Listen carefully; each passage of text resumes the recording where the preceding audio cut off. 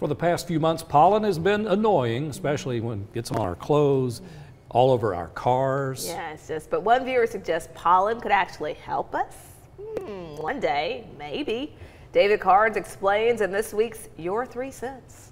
When we have pollen, the yellow pollen, and most of it's from pine tree, pine pollen, my question is, has anyone ever considered collecting the yellow pollen in the spring when it gets so thick? Can that pollen be collected and turned into a medicine? Does that pollen have any medicinal properties pine pollen would do if it was put into a human body? I know for rattlesnake bites, they use this actual poison from a rattlesnake to counteract the poison. If some genius scientist takes this and runs with it and makes a medicine that cures cancer, I'd like to be recognized.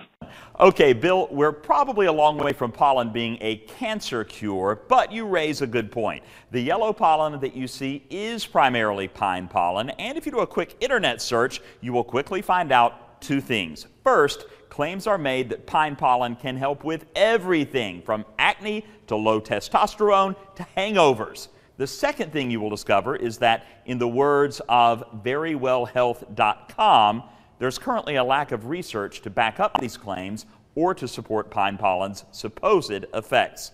Well, it went on to say that very little is known about possible side effects and safety.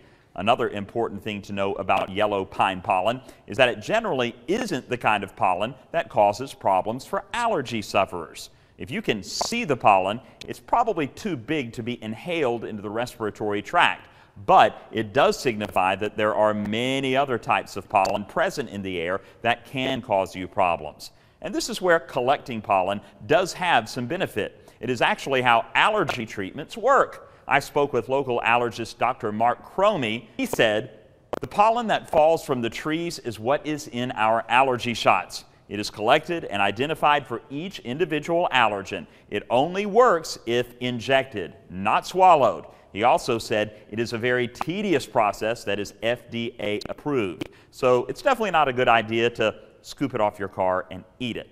Bad.